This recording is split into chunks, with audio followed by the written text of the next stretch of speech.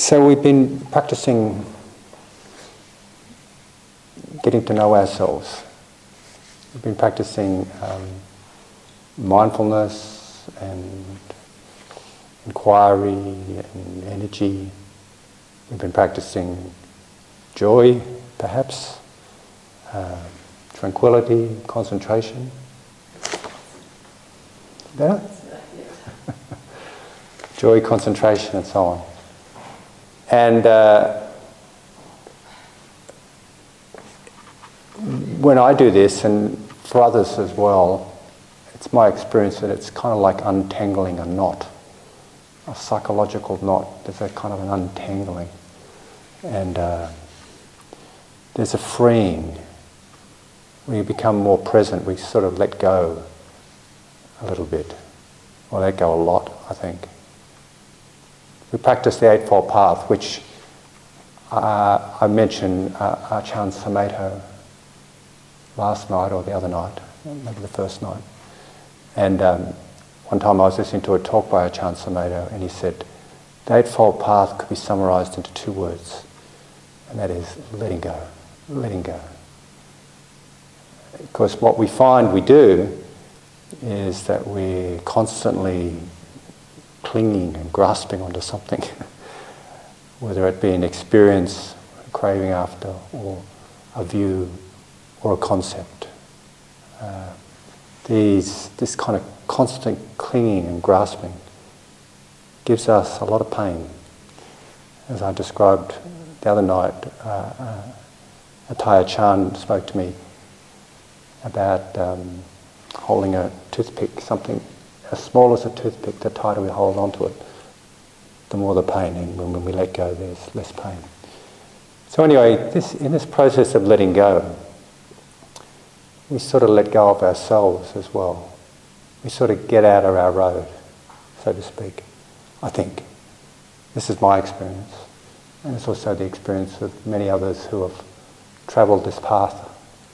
And what emerges is like an awakening of our heart, just this waking up of a quality that was always there but we sort of forgot about.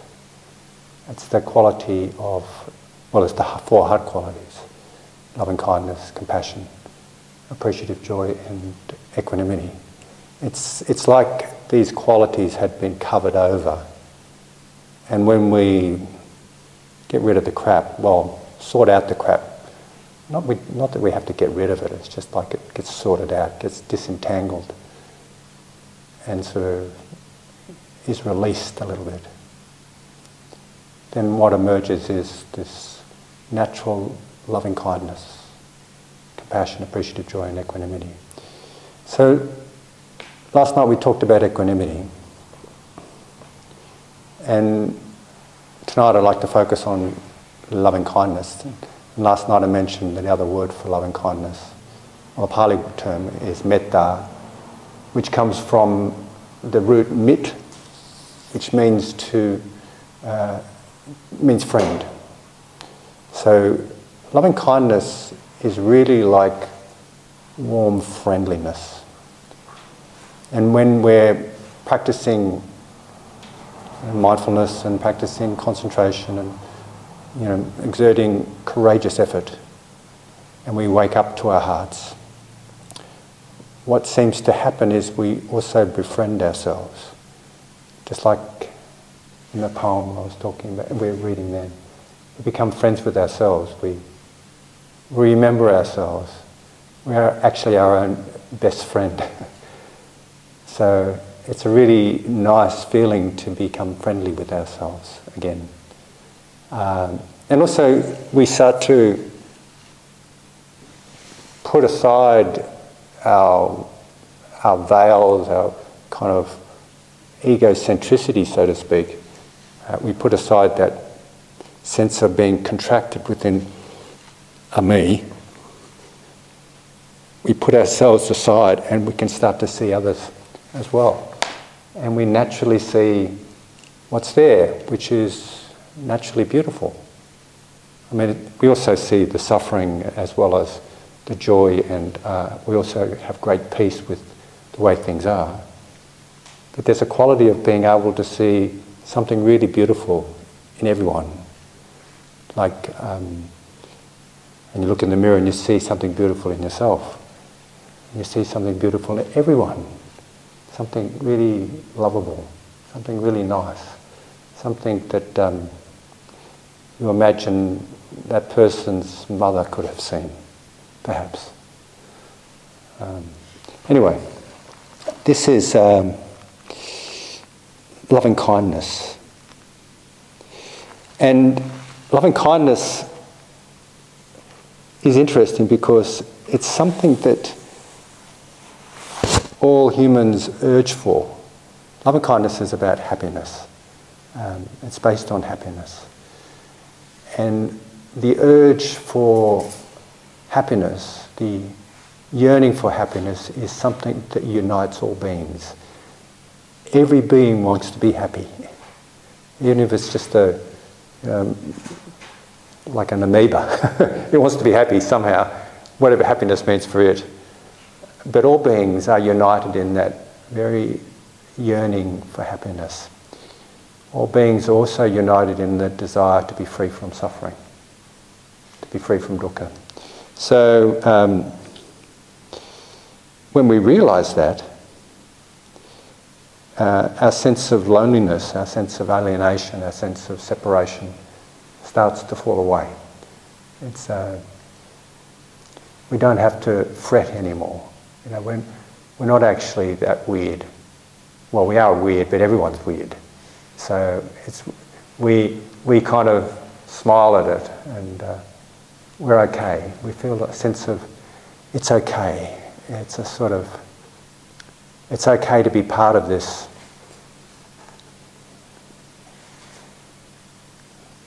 I'm about to say crazy mess, but it is a bit of a crazy mess, really, isn't it?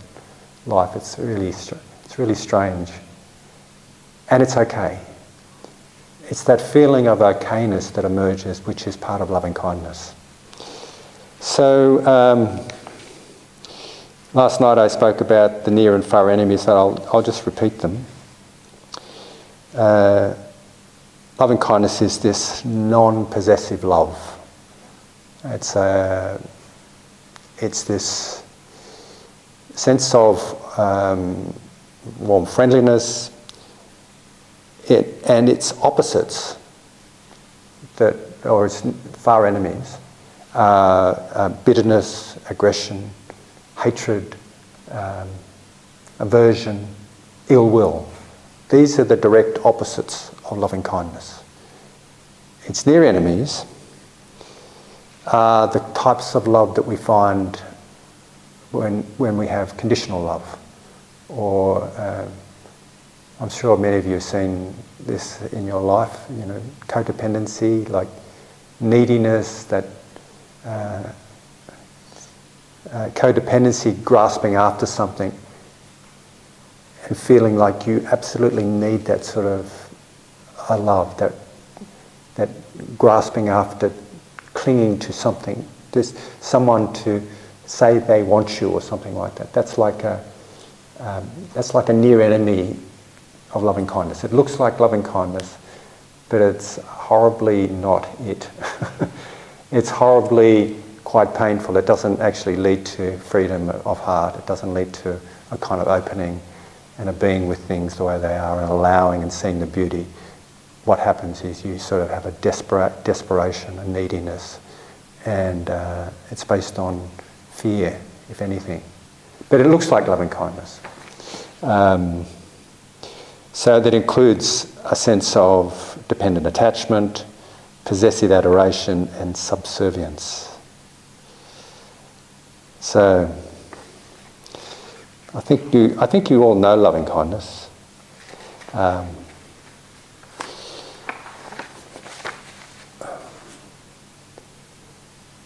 Loving kindness is the way I feel towards my grandchildren. And there's a sutta that I'll read later on that talks about it talks about the love that's indicated by loving kindness. And they say in the sutta, like the love a mother has for her child, her only child. That's like loving kindness. But I think actually that's not completely true. I mean, it says that in the sutta, but it's not really true, because a motherly love, I'm sure all you mothers amongst us will attest, there's some sort of bias in that. Because loving kindness is not necessarily biased towards one person. Loving kindness is that, like that love that we have for our child or our grandchildren or our only children, but it is spread evenly amongst all beings. It's like this kind of radiant light that comes from one's heart that is non-discriminating. It is just this equal. It's been described as like rain falling on the ground. It falls on, it doesn't discriminate what it falls on, it just falls. And it covers everything that it touches. That's what loving kindness, that's the ideal of loving kindness anyway. So, interestingly, as we're practicing, mindfulness and concentration and courageous effort, as we're meditating, cultivating our hearts, cultivating our heart-mind, getting to know ourselves, becoming familiar with ourselves, we come face to face with the hindrances. And they will be there for the whole journey. Until you're fully awakened, there'll still be hindrances.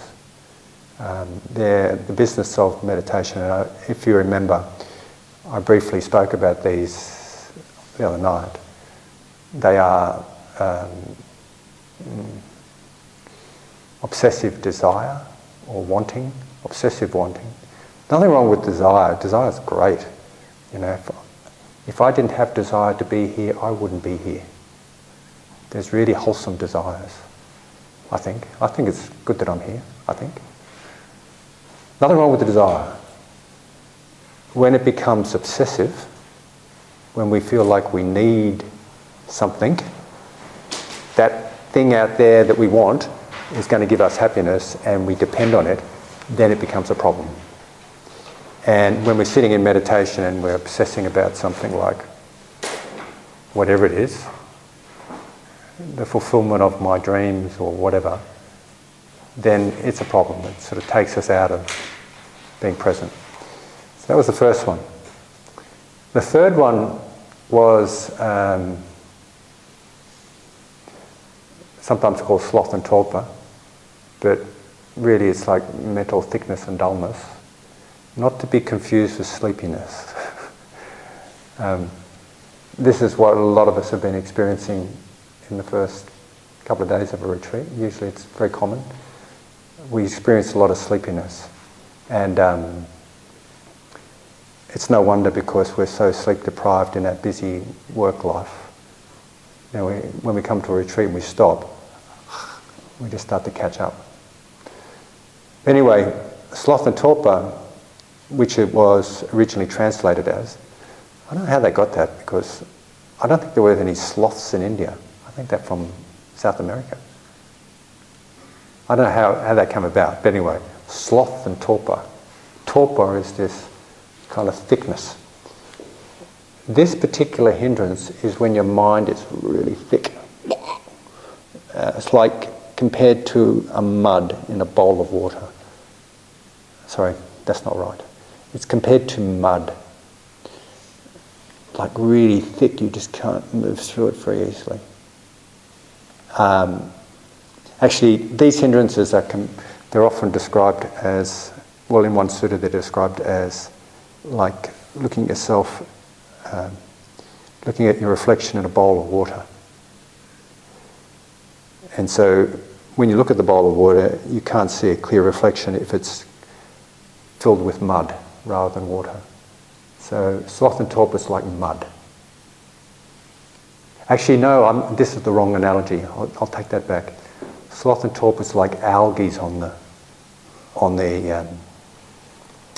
on the surface of the water, so you can't see your reflection because it's covered.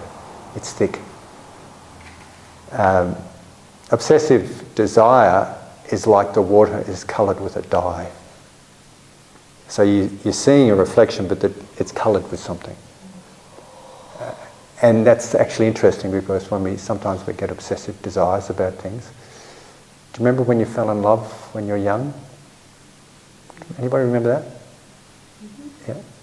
And how you just saw this sort of person as just the bee's knees, everything was wonderful, they were so beautiful, and everything was fantastic.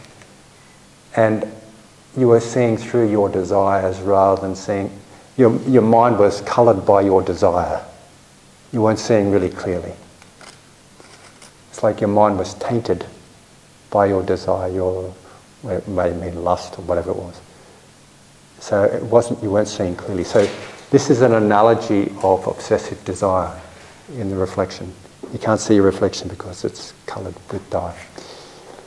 The fourth hindrance that I spoke about the other night was worry and agitation and restlessness. Usually it's called restlessness. It's this kind of restlessness. It's like energetically the opposite of mental thickness and dullness. Energetically it's kind of like the opposite in that mental thickness and dullness you want to kind of fall off to sleep, or just kind of thick and you got no energy, you can't, what's going on? Oh, it's really, your mind's really clouded. With restlessness, your mind's really sharp and sort of going all over the place. And your body's really kind of agitated. You want to move, you can't sit still and kind of want to shift around all the time. Restlessness is the opposite of sloth and torpor, energetically, and also it's like you can't focus on anything. And with that bowl of water analogy, it's like the water, that reflection is being cut by the breeze or cut by the wind, so it's kind of ruffled. You can't see your reflection clearly because the water's agitated.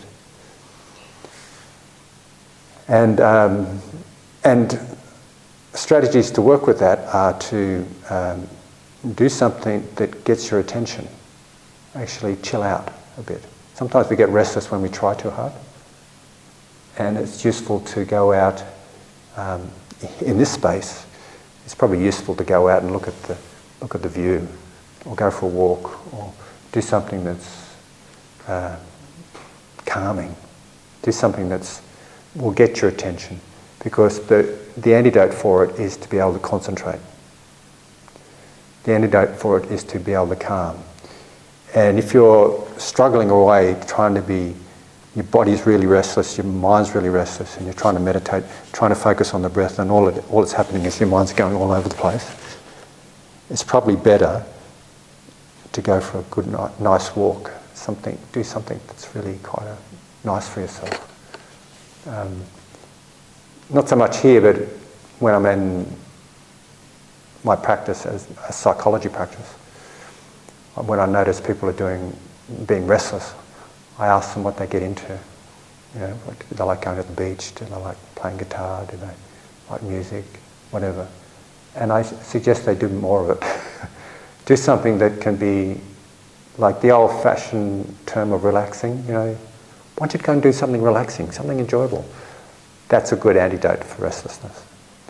So, by the way, the antidote for sloth and torpor, or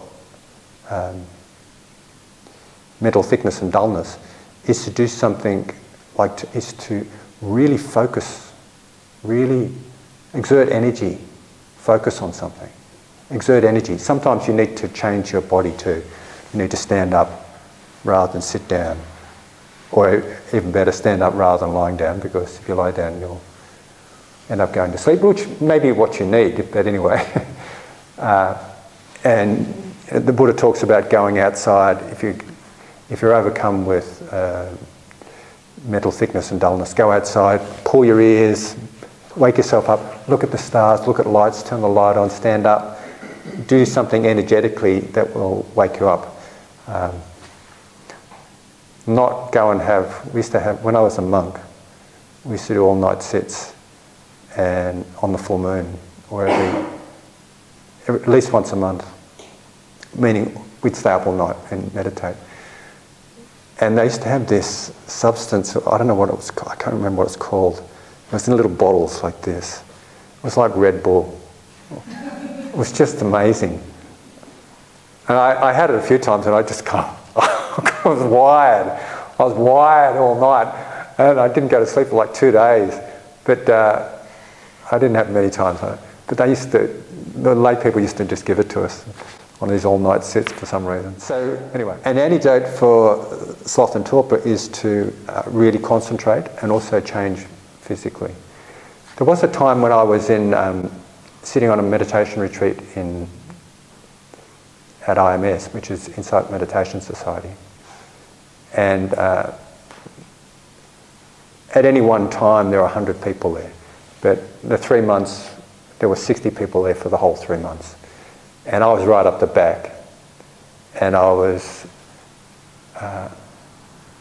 opened my eyes, I was experiencing really mental thickness and dullness. So I opened my eyes like this, because I kept kind of nodding forward like this. And then that time that I opened my eyes, so it's like I was right at the back, so there's probably about 80 people in front of me. There was like Mexican waves of people going like this. And sometimes you'd hear people bang their heads on the floor. They're getting so sleepy. So I'm talking about these hindrances because I'm going to eventually get to ill will. But I'll finish up with, before I get to ill will, I'll talk about that other hindrance, which is called paralyzing doubt. And paralyzing doubt is, the analogy of it in the bowl of water is like the bowl of water is not water at all, it's mud. So you can't see a reflection, but it's also thick to move through. It's like, it's stagnating. It's really difficult. And paralyzing doubt is like lack of confidence, basically. It's this, you can see this in life. These hindrances are not only hindrances for meditation, but they're also hindrances for life, I've found. And a lot of times we lack confidence in something, so we never go out and try doing it. So this hindrance, technically in meditation, it's about doubting the usefulness of what we're doing, so you don't really put forth effort. The antidote to for this one is something called citta, which I mentioned the other night. Citta, which literally translates as faith, but it's not blind faith. It's really, really best translated as confidence or trust or conviction. And confidence here is like, it's like having done something and realised there's been some fruit from doing that thing, so you want to do more of it, if that makes sense. Trust is a little bit different, yet similar. Trust is like having not done something, but having a sense from from other people or from your own experience somewhere else that it's worthwhile doing. Like all you guys trusted that this place would be okay. And all you guys trusted that it would be, except for Monique and Maureen, because you've had some experience with me before, you trusted that I would be able to deliver a meditation retreat, like give some guidance on a meditation retreat. So that's like trust. When you have trust, you go ahead and, come here, and so on. So the antidote for paralyzing doubt is trust or confidence. It's being able to inquire into something or read about something, or explore it, or talk to someone about it, to clarify your questions and your concerns, and then put forth effort based on that. So now we're coming to ill will. Ill will is this other hindrance. Ill will is this, often it's just this aversion to something. It's a aversion, it's like a pushing away. It's that area of not wanting, or avoidance, or agitation, or frustration, or I guess I could go as far as saying hatred, but there's many shades of it. Ill will has many shades.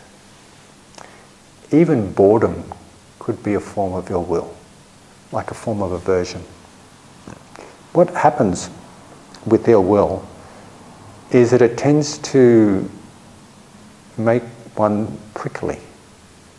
It tends to feel divisive. It tends to be separate yourself, disconnect from others. You start to feel a bit withdrawn and alone, and disconnected, and everything frustrates you. Ill will turned externally is like aggression to someone outside. Ill will turned internally is like what happens when we have depression, when we see people who are depressed and they have self-loathing. It's turned in on themselves. The antidote for this one is loving kindness. Is this capacity to be open to experience with a sense of warmth. It's the capacity, when it's ill will directed towards oneself, it's the capacity to befriend oneself, to be okay with oneself. It's okay. To be kind to oneself, to give a warm smile to oneself. So, and when it's directed towards others, when your ill will is when one's ill will is directed towards others, it seems to melt. Loving kindness seems to melt it. Seems to help it fall away. Just dissolve it. So it's a really good practice, loving kindness. The Buddha talked about loving kindness, and he taught loving kindness when he heard about some monks who went to the forest. This group of monks went to the forest and they tried to set up this it was a very nice forest, and apparently they thought, oh, this would be a great place to meditate, at the foot of the trees and in the forest. We'll meditate there. And they went to this forest, and apparently they had a really hard time because the spirits in the forest didn't want them to be there. They started to manifest, scary images and make horrible sounds and, really frighten these monks. And they tried to stay there for a while and they couldn't stand it, so they left. It was just a really creepy place. They were really frightened. Anyway, the Buddha heard about it. Anyway, there I go again. The Buddha heard about it, and he said, there's no need to run away. Try going back. And when you go back, as you're starting to walk towards this forest, send loving kindness to the spirits. Wish them well. Wish that they may be happy. Send kind thoughts, wishes of happiness and well-being. May they be at ease, may they be happy, may they be peaceful. And so the monks, with full confidence, and I don't think there were any nuns, by the way, I think this was just a bunch of monks. group of monks. They took on the advice of the Buddha and they headed back towards the forest, and as they approached the forest they thought, we come in peace, may you be well, may all the spirits be happy here, we come in with friendship, and so on and so forth. And the spirits of the forest actually liked it. It felt good. So they let them come into that forest, and it became a really wonderful meditation sanctuary, a really wonderful centre. And so they continued to practice there. And the spirits actually, I guess they could be called devas. Devas are like Buddhist angels, or angels in Buddhist speak. I think they're angels in Hindu speak as well, devas. So it became a really wonderful place to be, and the devas actually assisted all the people, all the monks there, in their meditation. So loving kindness has some very powerful results, and there are 10 features of loving kindness that result. And I don't know if I've got them all here. I usually can remember most of them. Loving kindness helps you to, well, first of all, it's the direct antidote for ill will, for that hindrance of ill will, because it's opening your heart to things. It's putting down the battle, letting go of the struggle, so to speak. Being kind with yourself. Just this afternoon, for example, I had a headache, and I thought, I was sitting here having a headache, and I just sort of think, well, just this act of being here, relaxing in the moment, being present with my breath, and relaxing, breathing in, breathing out, relaxing, breathing in, breathing out, relaxing. It's an act of loving kindness in and of itself. It's just, I just started to have loving kindness within myself, and it was really lovely. It serves to break down ill will. It also serves to help you sleep. It helps you have good dreams. It helps you not have nightmares. It helps with intra and interpersonal harmony. It breaks down barriers between oneself, within oneself, and without oneself. If you know what I mean by that. I mean that it helps to break down barriers in our families, in our communities, in our relationships. It serves to harmonise relationships. It serves for good health. It serves to have beauty. People who have a lot of loving kindness, even though they may not have the features of the latest model, they are beautiful. They tend to be beautiful. They're nice to look at. People have a warm smile.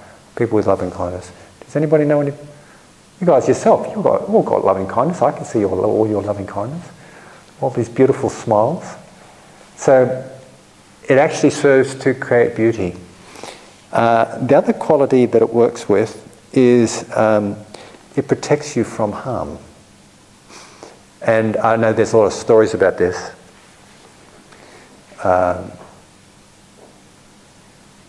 And in the Tibetan tradition, apparently, somebody tried to kill Milarepa. Milarepa is a famous meditating saint. He was one of the most famous meditators. He was in a cave, and somebody tried to kill him, and apparently they threw spears at him or something like that, or arrows, and the arrows wouldn't hit him. And it's said because he had so much loving kindness. I mean, that's the idea of it. But in my own experience, I've travelled many places, and I remember being able to be friendly with people has helped to diffuse potentially conflictual situations. And I'm sure many of you all know this. Yeah, you're nodding. So, yeah. Rebecca knows. Rebecca's travelled a bit, yeah. And the capacity to be friendly with someone can diffuse a conflictual situation. And when I've run groups, I've run a lot of groups with people in mental health services, I would ask them to do exercises of smiling at the shopkeepers, or just having the thought, may you be happy, and see what happens. Or smiling at someone and see what happens. And they'd come back with positive reports, so it was useful. The other qualities that it's useful for, I think I've done them. Well, I didn't mention this one because I haven't written this one down, but I sort of mentioned it in terms of being able to protect yourself from harm. Apparently, you become friends of the devas and become friends of spirits, and you can't be harmed by weapons. That's what they say when you refine this quality. So, you know, it's worth a go.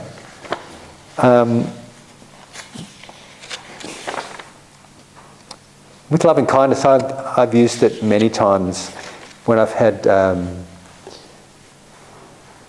conflicts at work. I don't get many conflicts these days at work because I work for myself. I work in private practice. But I have worked in big organisations. I've worked for the New South Wales Health Department, which is probably similar to South Australian Health Department, probably similar to Western Australian Health Department. And it's this enormous bureaucracy where there's lots of managers and they're all trying to get the best outcomes. And sometimes people can be difficult in big workplaces. And I remember having a few little conflicts, nothing dramatic. I've usually been pretty good. But I remember whenever there's been a conflict arise, I would start to try to have loving kindness towards that person. And I'd practice it at home. Usually in the morning.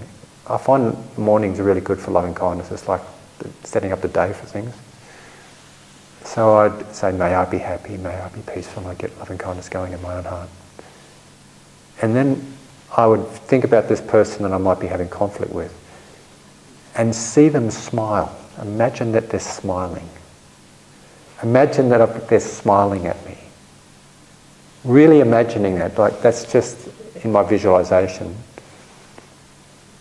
And from my heart, I have the words come, may you be happy, may you really be happy, may you be free from suffering. And even though I may not be genuinely feeling it, I say it. And I see them smile. And then when I've seen them, lo and behold, it's a lot easier. For some reason, something magical's happening. I don't know if it's so magical. It's pretty, I mean, I'm sure you could boil it down to scientific reactions and, you know, the way we respond to smiles and all the rest of it. But there is something, I think that something actually happens in the psyche. Like something actually happens in vibrations. And I know something happens neurologically. There was a program I saw, I don't know if I mentioned it here or not, because I've talked about this a few times in the last couple of weeks. No, I haven't mentioned it here yet. I've done a few workshops in the last couple of weeks, so sometimes I forget the stories that I tell. I forget where I've told them. But anyway, there we go again. Anyway, it's kind of like a conclusion or a sense of, well, this is the way it is anyway. So there was a series on TV with Todd Sampson, and he went to the Australian Institute of Sport, and he was asked to do an exercise. He was asked to try to hit a target with a bow and arrow with the opposite hand that he would normally use. So I think he was pulling the bow with his left hand, and he was right-handed. So he was asked to hit the target, and they gave him a couple of trials, and they recorded the trials. And I think he missed the target altogether. He missed it completely. Or maybe he hit it, I'm not sure. But I think he missed it completely. And I'm about to say anyway, but I'm going to restrain and say something different, just as an exercise in mindfulness. However, he then went, they asked him to imagine, go home and not pick up a bow, not try it, but imagine. He was doing that same motion and hitting the target every time. Imagine it. Use his neurons to imagine it. So he did that for 6 weeks, 10 minutes a day, I think, or 20 minutes a day, just imagining that he was hitting the target. And they brought him back, and they put him in front of the target, and he actually hit it. What this says is that neurons that fire together, wire together. We can create, with our aspirations, with our imagination, with our mind, we can create skills.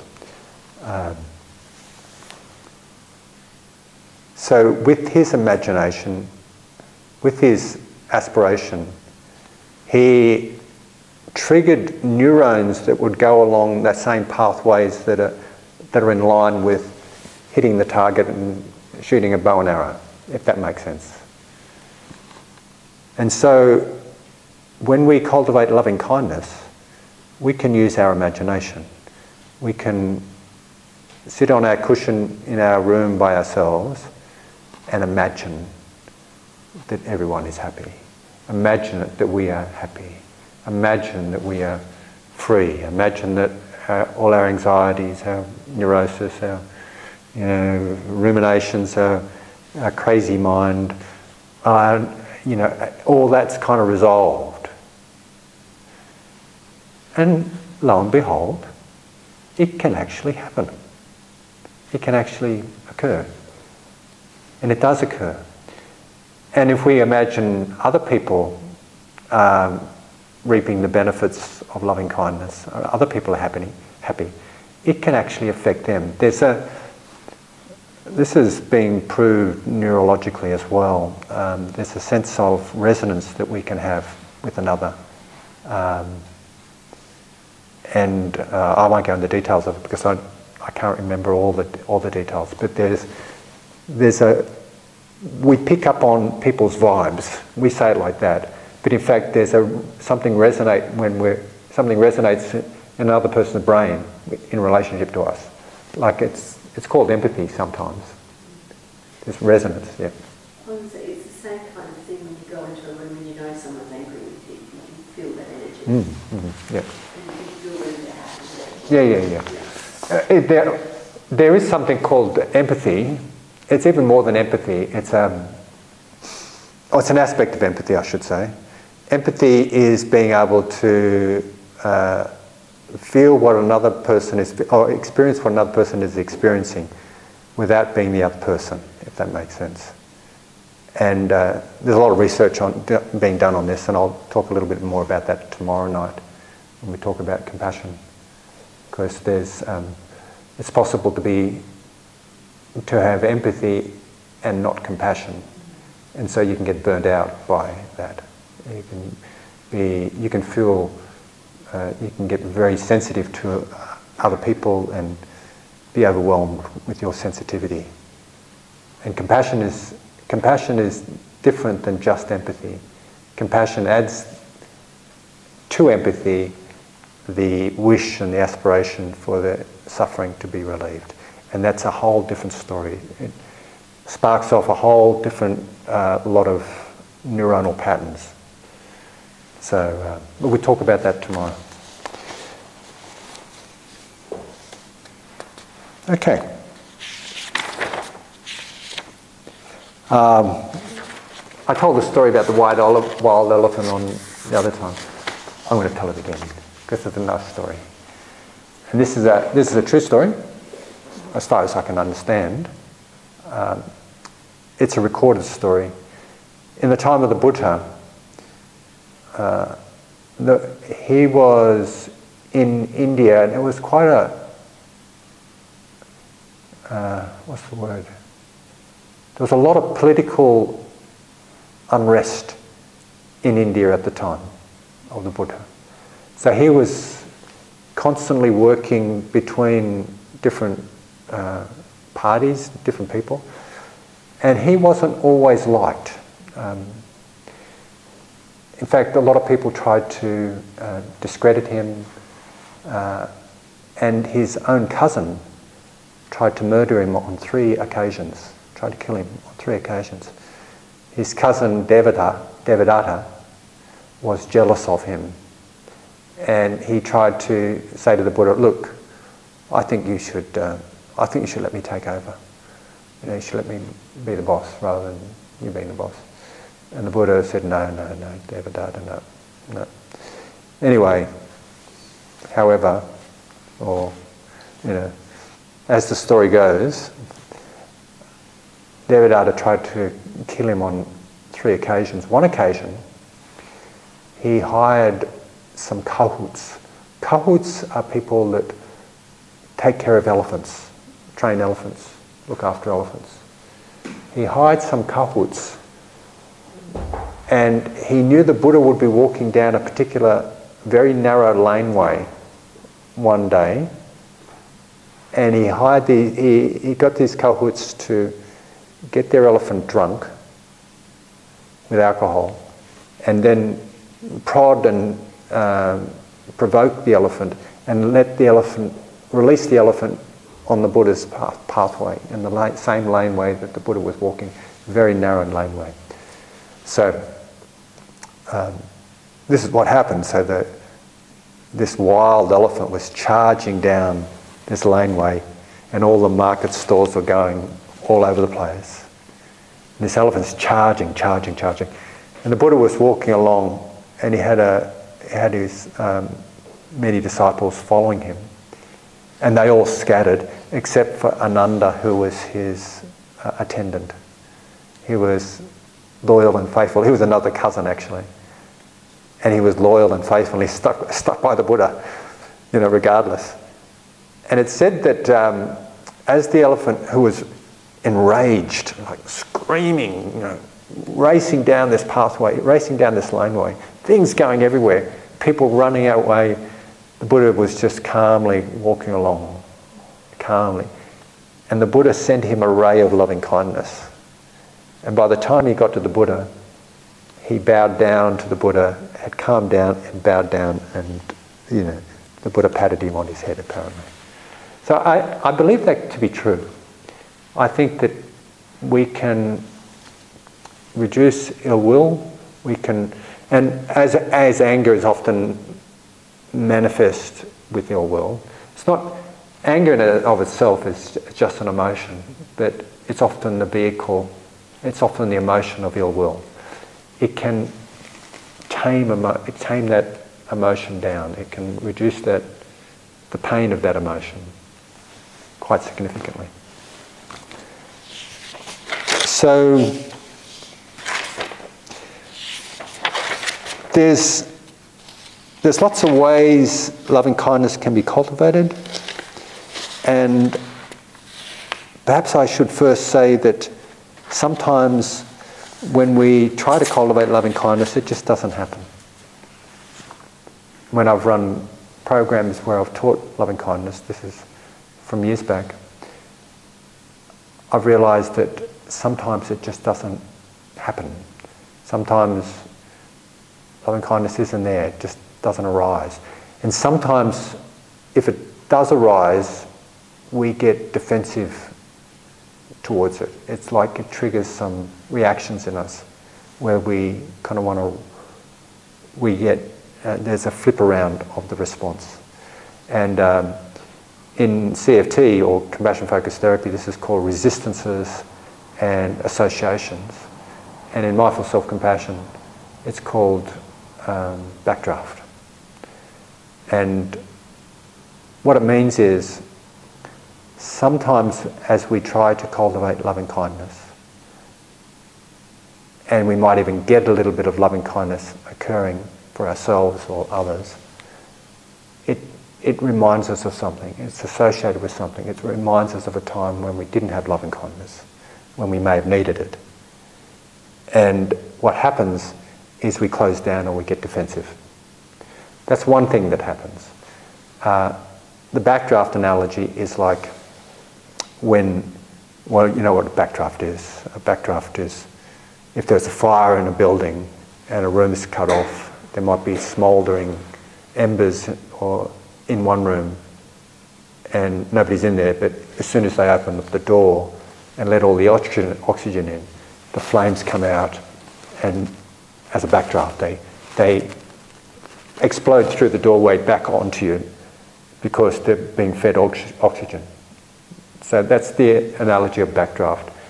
The analogy here is that all the smouldering embers are like our hurts and our pains and at times in our life when we've been hurt badly and we needed loving kindness but we didn't get it. And it's kind of smouldering away in our memories, sort of suppressed. But as soon as we open up the door of loving kindness and let some loving kindness in there, it like explodes out. So this sometimes happens with loving kindness. At other times, it's just kind of unavailable.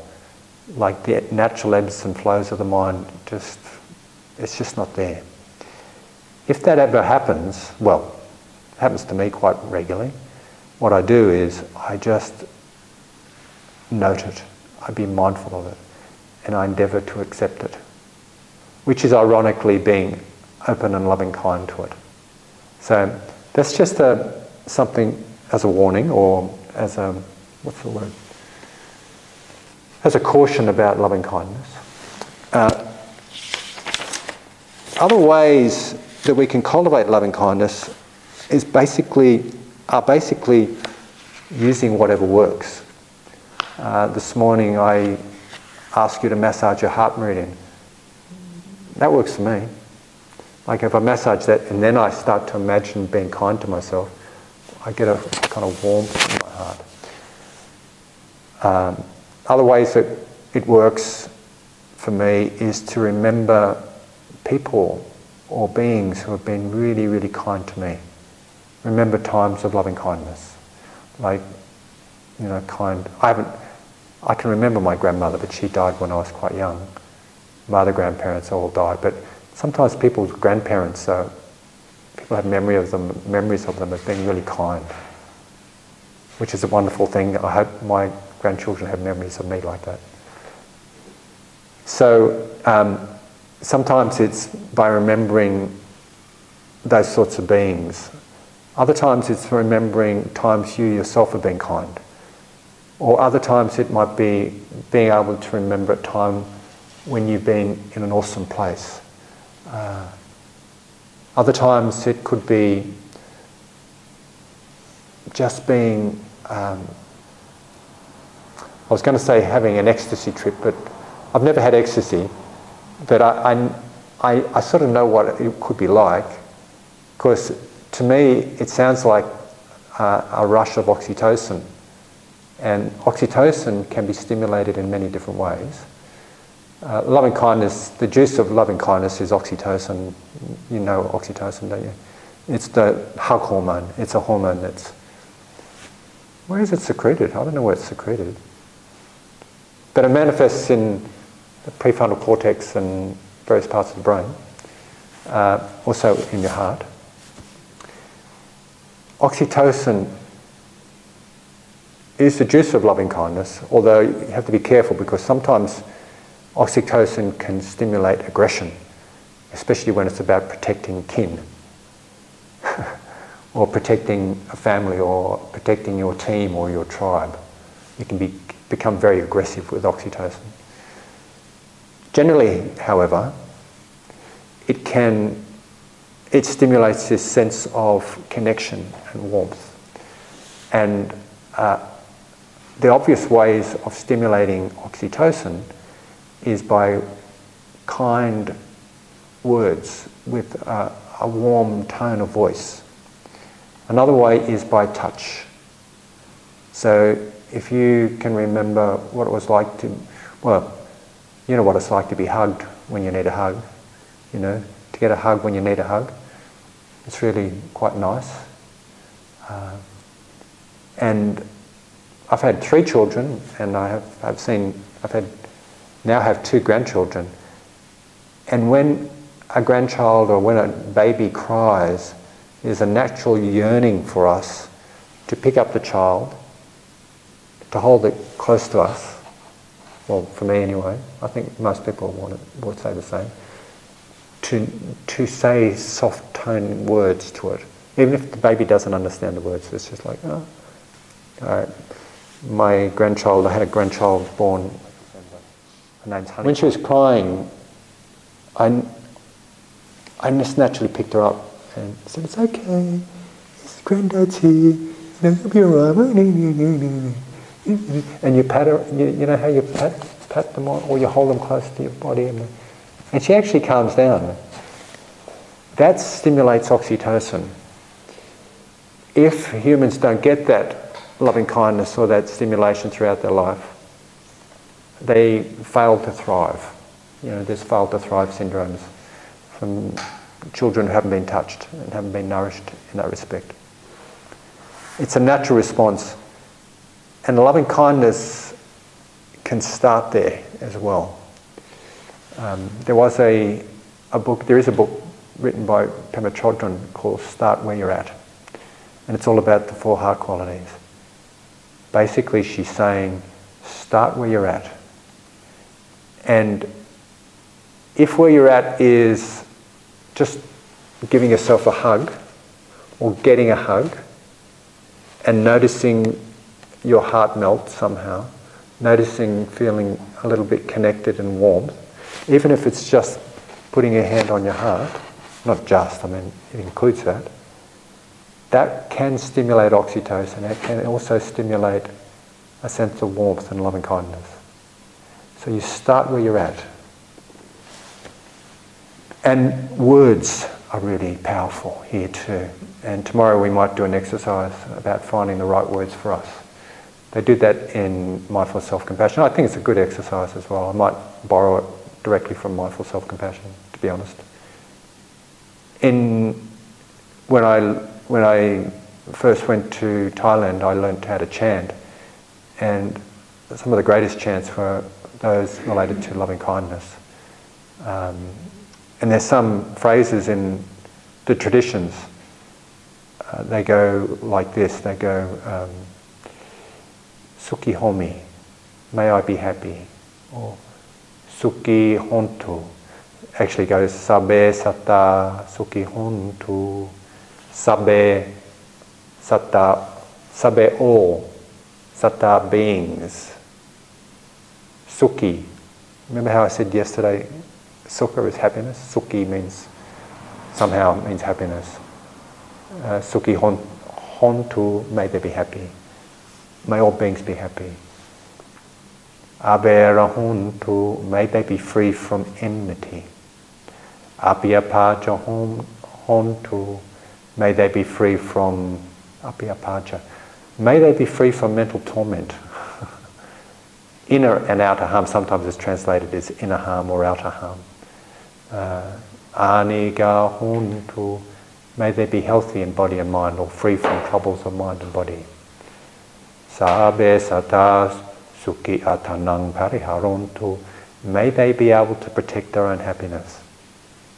May they be able to protect their own happiness. That's so cool. And you say to yourself as well,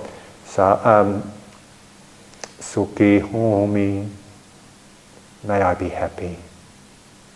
Avera Homi, may I be free from enmity. May I release the burden of ill will. Abhyapaja Homi, may I be free from mental torment. May I be safe from inner and outer harm. Aniga Homi, may I be healthy in body and mind. Sukhi Atanang Pariharomi, may I be able to protect my own happiness. In other words, may I go forth in life in a way where I'm maintaining mindful wisdom and a compassionate stance, so I don't create the circumstances for misery. It's really cool. When you do that one as an aspiration in the mornings, may I be able to protect my own happiness. It's like you're developing prospective mindfulness. You're developing a sense of mindfulness so that you're aware of situations where you could, do something unhelpful or harmful, and you're restrained from doing that. It's really an interesting aspiration. So I think I've spoken enough. I've gone over time. I've gone 3 minutes over time. I'm going to finish this this talk by reading the sutta, the Metta Sutta.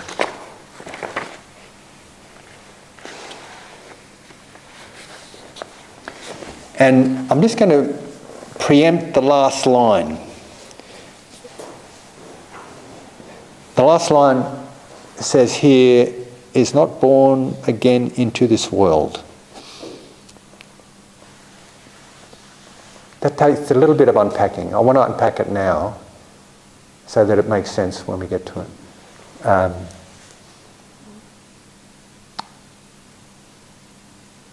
This isn't a discussion about rebirth. It's about what we tend to do. We tend to get caught up in cycles. Psychological cycles. Patterns. It's not just psychological, it's psychophysical. And there's something called samsara. Samsara is basically the wheel of existence. We get caught up in going round and around. And technically, there's 12 links in this cycle that's related to Buddhism. And you can break it down. It's like when we have contact with the experience, we either like it, don't like it, or we're confused about it. It's either pleasant, unpleasant, or neither. Driven by that, we have craving. Craving to grasp after it, or craving to move away from it. Or we respond in a confused way. That leads into grasping, that leads into becoming, that leads into something being born. And then when something's born, when a situation is born, it arises, it changes. So technically it's like when we have six sense experience, this is the technical thing of this. It's called the paticca samuppada, or the dependent arising. And it can be broken down, I can't talk about it simply, it's quite complicated. But it's broken down like this. When there is consciousness, when we're born, we have consciousness. Then we have contact with the senses, like sight, sound, smell, touch, taste, and mind. With contact, there is feeling. When there is feeling, there is craving. When there is craving, there is grasping. When there is grasping, there is clinging. When there is clinging, there's becoming. When there's becoming, there's birth, aging, sickness, death, consciousness. It goes around in a cycle. So what they're talking about here is that breaking that cycle. We can break it down into daily events. We might get into habitual cycles. Does anybody experience habitual cycles they get caught up in? Yeah? Okay. You get caught up in cycles and you do the same thing. There is a saying with ACT. It goes, I don't know if I've said this to you or not. When you do what you've always done, you'll get what you've always got. It's indicative of what happens with dependent arising, which is what we're talking about. Dependent arising, simply put, is like this. It's simply put like this in the sutras. When this is, that is. When this is not, that is not. Come back to Four Truths.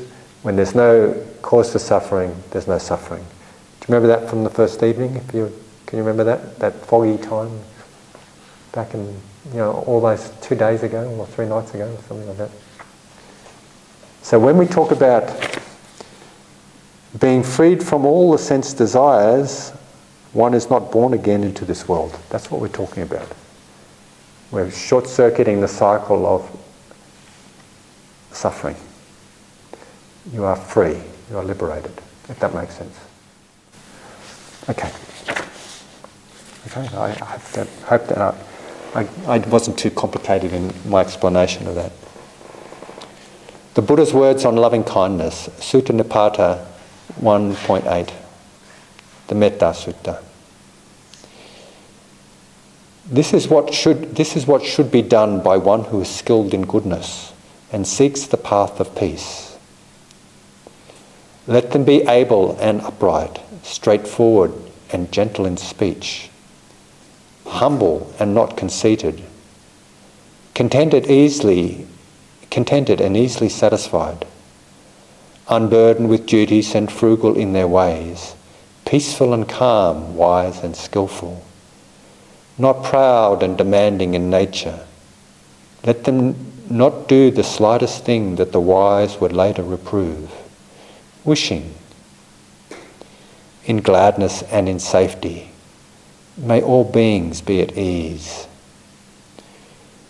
Whatever living beings there may be, whether they are weak or strong, omitting none, the great or the mighty, medium, short or small, the seen and the unseen, those living near and far away, those born and to be born, may all beings be at ease.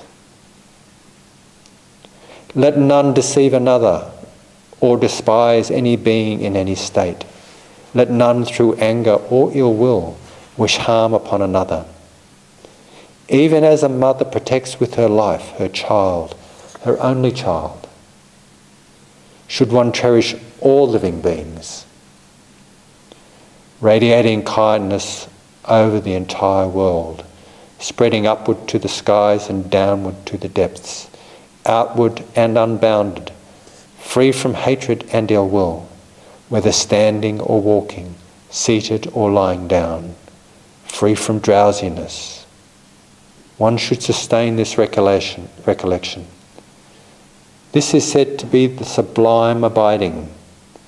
By not holding to fixed views, the pure-hearted one, having clarity of vision, being freed from all sense desires, is not born again into this world. Okay, so let's just have a bit of silence.